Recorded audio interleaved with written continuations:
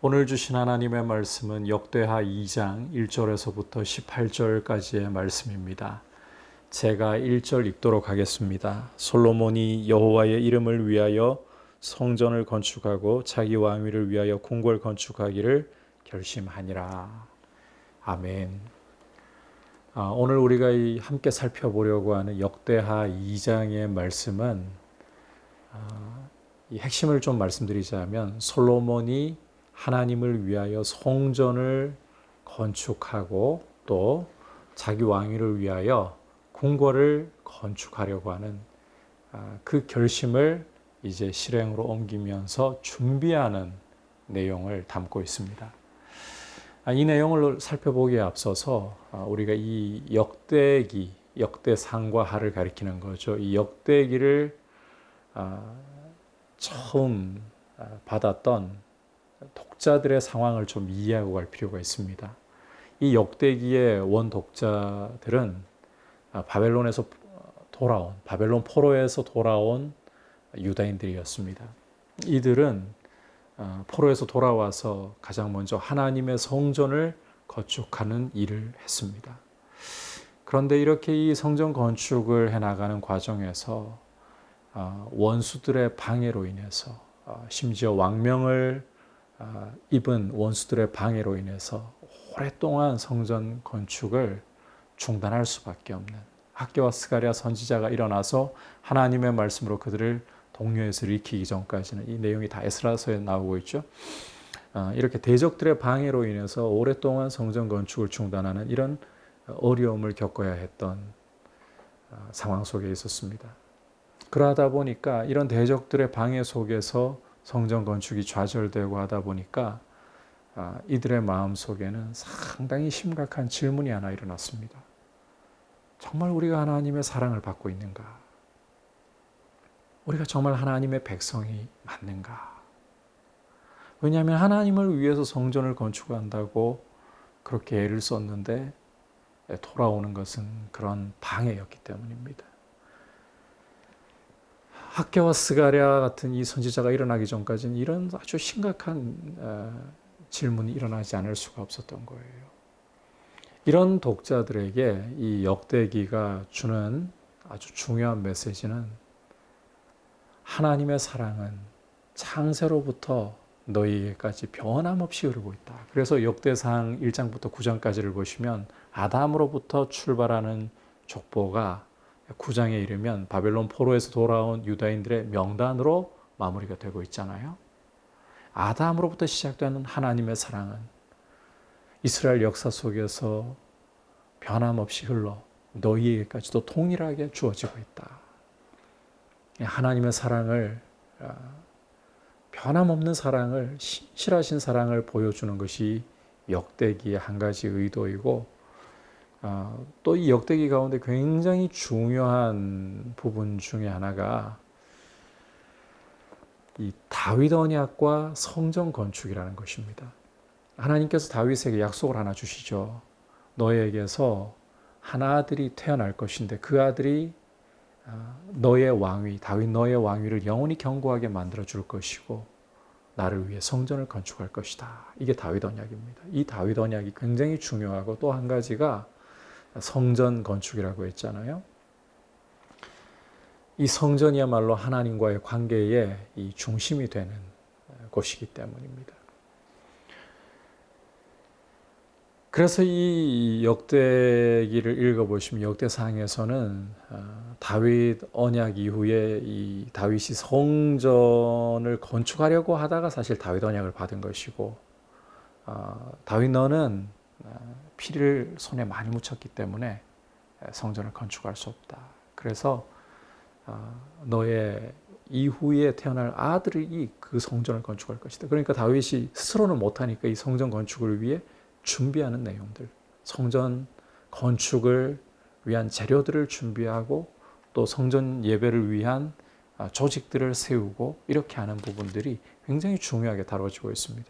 그리고 이제 이 역대하로 넘어오면 솔로몬이 다윗을 이어서 이스라엘 왕위에 올라서 먼저 하나님 앞에 어떻게 이 백성들을 하나님의 뜻을 따라 잘 다스릴 수 있겠습니까? 그래서 하나님께로부터 지혜와 지식을 구하는, 이것이 하나님의 뜻에 맞아가지고 하나님이 지혜와 지식 외에도 부와 재물까지도, 영광까지도 더해주시는 그런 은혜를 입는 장면을 읽을 수가 있죠. 그리고는 이제 하나님 주신 그 지혜와 명철을 가지고서 성전 건축에 임하기 시작하는 게 오늘 2장의 내용인 거예요. 자, 이 2장의 내용을 다시 한번 살펴보시면 1절에서 솔로몬이 여호와의 이름을 위해 성전을 건축하고 자기 왕위를 위해 궁궐 건축하기를 결심했다. 자, 성전 건축에 대한 부분이 중심이라고 했는데 자기 왕위를 위해 궁궐을 건축하기를 결심했다. 왜 성전 건축만을 이야기하지 않고 솔로몬이 자기 왕위를 위한 궁궐 건축을 결심한 것을 여기 같이 묶어서 이 성경 기자가 말씀하고 있는 걸까? 앞서 다윗 언약이 다윗의 왕위가 영원히 견고해지고 또 성전을 건축하는 이 두 가지가 같이 가는 것이라고 했잖아요. 그래서 이 성전 건축과 지금 다윗의 왕위와 관련된 이 궁궐 건축이 함께 가고 있다는 것이 이 다윗 언약과도 굉장히 중요하게 맞물려 있다라는 것을 엿볼 수가 있겠고, 그리고 이 성전 건축과 이 궁궐 건축, 왕위를 위한 궁궐 건축이 또 함께 맞물리는 중요한 이유가 하나님을 예배하면서 하나님을 주인으로 왕으로 진정으로 섬길 때 이스라엘의 왕위가 견고하게 서간다. 하나님을 예배하고 주인으로 섬기는 것과 이 왕위는 결코 분리될 수 없다. 이것을 보여주는 것입니다. 자, 그렇다면 어떻게 이제 성전 건축을 준비하느냐? 두 가지 면에서의 준비를 볼 수가 있습니다. 첫 번째로는 이스라엘 안에 거주하고 있는 이방인들을 솔로몬이 동원해서 성전 건축을 하게 하는 것이고, 두 번째로는 두로 왕 후람에게 이 사절을 보내어서 성전을 건축할 이 백향목을 요청하고, 또 이 성전에서 여러 가지 금은동 철, 또 자색, 홍색, 청색 실로 직주하며 아로 새길 줄 아는 재주 있는 사람 하나를 요청하는 것입니다. 자, 그런데 이 요청 가운데 보면 솔로몬의 말이 우리가 좀 주목할 필요가 있는 아주 중요한 부분이 있습니다. 5절 부분을 특히 주목을 해보자면, 내가 건축하고자 하는 성전은 크니 우리 하나님은 모든 신들보다 크심이라. 그러면서 6절에 누가 능히 하나님을 위해 성전을 건축하겠습니까? 하늘과 하늘들의 하늘이라 할지라도 주를 용납하지 못하는데 내가 누구이기에 그를 위해 성전을 건축하겠습니까? 다만 그 앞에 분향할 따름, 하려 할 따름입니다. 참 하나님을 높이면서 자신을 겸손하게 낮추는 모습을 보여주고 있죠. 그리고 또 8절을 보시면 이 후람에게 백향목을 보내줄 것을 요청하면서 내가 알거니와 당신의 종은 레바논에서 벌목을 잘하나니 내 종들이 당신의 종들을 도울지라. 이 후람의 종들이 벌목을 잘하기 때문에 참 높여주고 있죠. 후람을 높여주고 있는 거죠. 이렇게 함으로써 내 종들이 당신의 종들을 도울지라. 굉장히 존중해주고 있는 거죠. 이 솔로몬의 말을 보면 하나님께로부터 1장에서 이 지혜와 지식을 구함으로써 지혜와 지식을 주실 뿐만 아니라 부와 재물과 영광을 주셨다고 했는데, 이제 이 후람에게 사절을 보내어 가지고 전하는 말 속에서 이런 하나님께로부터 온 지식의 모습이 드러나고 있어요. 하나님께로부터 받은 지식은 온유하고 겸손한 것이 아주 중요한 특징입니다. 솔로몬의 말에서 하나님을 높이고 자신을 겸손히 낮추고, 또 후람에 대해서도 이 벌목 이야기를 하면서 높여주면서 자신을 그렇게 겸손히 낮추는 이런 모습 속에서 솔로몬 말을 주목해 봐야 된다는 거예요. 하나님 지혜가 서려 있다는 거예요. 이 말에서. 우리의 말이 참 이렇게 하나님의 지혜가 서려 있는 말이 된다면 얼마나 좋을까. 하나님을 예배하는 일에서 이 성전 건축은 결국 하나님을 섬기고 예배하기 위한 것이, 하나님을 왕으로 높이기 위한 것이 목적 아닙니까? 하나님을 우리 인생의 왕으로 높여드리고 우리가 하나님을 예배하는 데 있어서 이렇게 하나님의 지혜로 우리 말이 온유하고 겸손하다면 이것이 얼마나 하나님을 기쁘게 하는 모습이 되고 하나님이 기쁘게 받으실 예배의 언어가 되겠습니까? 이렇게 우리의 말이 하나님의 지혜로 참 온유하고 겸손할 수 있기를 축복합니다. 아울러서 이제 두로 왕 후람이 어떻게 솔로몬에게 답신을 주는가도 살펴봐야 되는데 후람이 답장을 하면서 찬양을 터뜨리고 있어요. 11절을 보면 여호와께서 자기 백성을 사랑하심으로 당신을 세워 그들의 왕을 삼으셨도다. 하나님이 당신을 세워서 그들의 왕으로 삼으셨도다. 하나님을 찬양하는 거예요. 얼마나 왕을 잘 세우셨는가 하나님께서 이렇게 말하고 있는 거죠. 게다가 12절을 보면 천지를 지으신 이스라엘의 하나님 여호와는 송축을 받으실지어다. 다윗 왕에게 지혜로운 아들을 주시고 호람이 이 사절들의 말을 솔로몬이 전하는 그 말을 듣고는 하나님의 지혜를 그 말 속에서 느꼈다는 거잖아요. 그 온유함과 그 겸손함을 느꼈다는 거잖아요.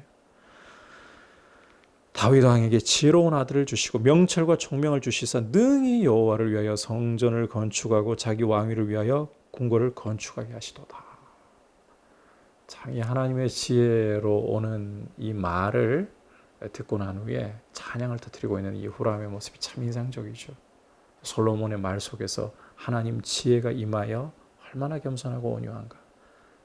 정말 지혜롭구나라고 인정할 수밖에 없다는 거예요. 그래서 솔로몬이 요청한 대로 재주 있는 사람을 보내며 또 이 백향목을 보내주겠다 약조하는 것을 볼 수가 있습니다. 이렇게 하나님의 지혜를 가지고서 우리의 말이 온유와 겸손으로 하나님을 높이고 자신을 겸손히 낮추고 사람들을 존중할 때에 이것이 하나님을 영화롭게 하고 하나님을 예배하는데 참 중요한 요소가 되고 더 나아가서 우리 주변에 있는 사람들에게도 하나님의 지혜를 드러내 보이고 하나님을 찬송하게 되는 그런 일이 일어날 수 있는 통로가 된다.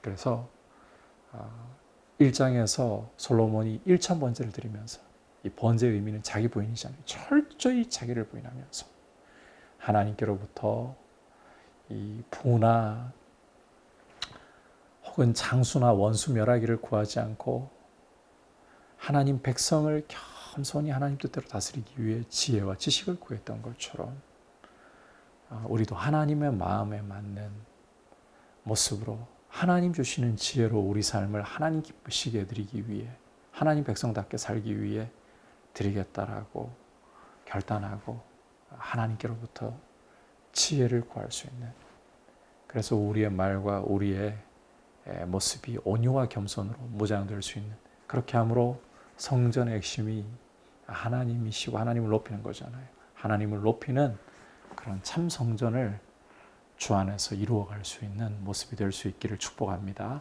이제 말씀을 생각하면서 함께 기도하겠습니다. 이 시간 솔로몬이 성전 건축을 준비하는 말씀을 보았는데 그 속에 이 하나님의 지혜로 온유하고 겸손했던 것처럼 하나님을 왕으로 섬기고 자신의 왕권을 그 하나님의 통치 아래 두려고 했던 것처럼 우리도 하나님을 높이고 하나님을 인정하는 모습이 되고 우리의 말에 하나님의 지혜가 서려 있어서 이 온유와 겸손이 나타나는 모습이 되게 해달라고 함께 기도하고, 또 코로나 바이러스가 확산되지 않도록 주님 긍휼을 베푸시고 전국적으로 잘 제어가 될 수 있게 하옵소서 기도하겠습니다.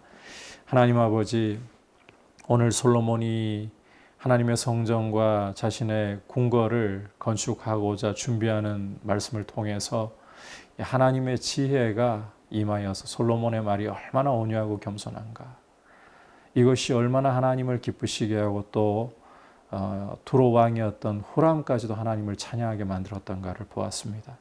우리도 우리 자신을 철저히 부인하면서 하나님의 지혜를 구하고 하나님을 높여드리고 또 사람들을 존중할 줄 아는 참 성전을 이루어가는 모습 되게 도와주시옵소서. 아울러서 주님, 코로나 바이러스가 잠잠해지고 제어될 수 있도록 긍휼을 베풀어 주셔서 주의 은혜 가운데 이 나라가 평안케 하여 주옵소서.